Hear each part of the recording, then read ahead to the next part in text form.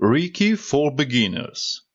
How to use Reiki principles to boost well-being and heal your past. Written by Logan. Narrated by Patt and Cris Merlow.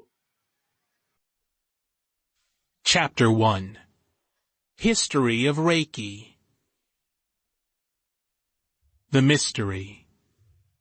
It might surprise you to find out that even though the history of Reiki as we know it today may only be about 130 years old, the origin story isn't too well documented. Some scholars contribute that to the destruction of paperwork and records during World War II, which may have erased the truth of Reiki's origins, at least in terms of documentation. What I can provide you, then, are some of the theories about how this practice got started and how it developed over the years.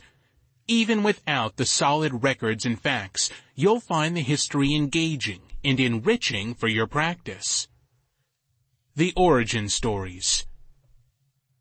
Before we talk about the contribution of individuals in the field of Reiki starting around the 1880s, it's important to note that the concept of a life force energy has been around for hundreds of years.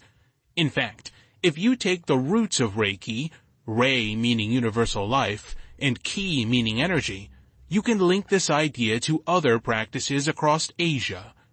Ki can also be spelled as Chi in Chinese traditions, or refer to prana in Indian tradition. These three concepts all refer to energy, although they differ slightly depending on the region.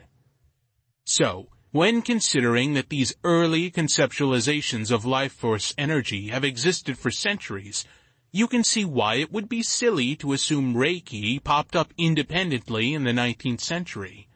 But when we talk about Reiki as a formalized healing method, not simply a general idea of energy, most of the literature suggests that we can pinpoint the start to a very specific point in history. And this is thanks to one man, Dr. Mikao Usui. It's because of this man that Reiki as we know it today is sometimes referred to as Usui Reiki, and not simply Reiki, which could refer to a number of different historical traditions. So, who was this man? Dr. Usui was born in August of 1865 in Kyoto and is believed to have been well educated because of his wealthy background. Even though he wasn't technically a doctor, his desire to help and heal others gave him a prestigious standing in whatever community he visited. As far as religious background, that's a little harder to figure out. Some say that he was of the Christian faith, and thus intrigued to find out how Jesus performed the miracles of healing. Others say that he came from a Buddhist family and developed his spirituality while attending a Buddhist monastery.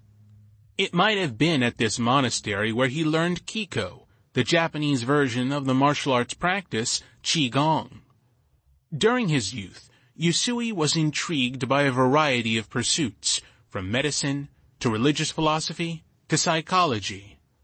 While there is little proof of his travels, it is said that he explored the world with the intention of learning more about healing practices. As far as how he developed Reiki specifically, the story goes that Dr. Usui had the idea during an extended meditation in the mountains. For 21 days, Usui meditated and fasted without any glimpse of inspiration. Just as he was about to give up, he experienced something life-changing. On that 21st day, he was suddenly filled with Reiki, or the life force energy. And while that is significant in itself, Usui was also given the gift of knowledge about how to use the Reiki for healing. As soon as Usui descended from the mountain, he tested out his new ability on his family, and saw that he was, indeed, able to cure pain and disease with nothing more than his hands. So, what does one do with that kind of gift? For Dr. Mikao Usui, he knew that he had a responsibility to share it with the world. Over the course of his life, he visited many communities and areas devastated by natural disasters, trying to cure as many people Sample complete. Ready to continue?